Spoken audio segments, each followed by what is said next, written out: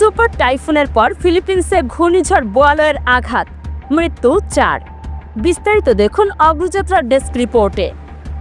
Super typhoon রাগাসার পর এবার নতুন ঘূর্ণিঝড় বোয়ালয়ের কবলে পড়েছে ফিলিপিন্স। দেশটির বিভিন্ন শহরে আঘাত এনেছে ঝড়টি। এতে অন্তত 4 জনের মৃত্যুর খবর পাওয়া গেছে। ক্ষতিগ্রস্ত হয়েছে বহু ঘরবাড়ি। এদিকে রাগাসার প্রভাবে বিধ্বস্ত তাইওয়ানে নিখোঁজদের উদ্ধারে চলছে অভিযান। এপির প্রতিবেদন মতে স্থানীয় সময় শুক্রবার ফিলিপিন্সে আঘাত হানে ঘূর্ণিঝড় বোয়ালয়। শুরুতে প্রবল শক্তিশালী থাকলেও এদিন সকালে তা দুর্বল হয়ে সাধারণ ঝড়ে পরিণত হয়। তবে এর প্রভাবে প্রবল বৃষ্টিপাতে বহু এলাকা প্লাবিত হয়। বোয়ালয়ের আঘাতে বিধ্বস্ত হয়েছে বহু বাড়িঘর, উড়ে গেছে বিদ্যুতের খুঁটি আর টিনের ছাউনি। উপকূলবর্তী এলাকা থেকে আগে নিরাপদ আশ্রয়ে সরানো হয় 4 লক্ষাধিক বাসিন্দাকে। ঘরবাড়ি ভেঙে পড়ায় অনেক পরিবার এখন আশ্রয় নিয়েছে আশ্রয়কেন্দ্রে।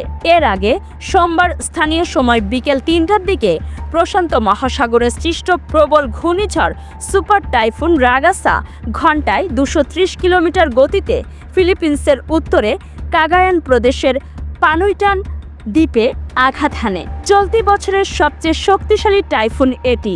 ঘূর্ণিঝড়টি আঘাত হানার আগে পরে ফিলিপিন্সের ওই অঞ্চল থেকে হাজার হাজার মানুষকে নিরাপদ স্থানে সরিয়ে নেওয়া হয়।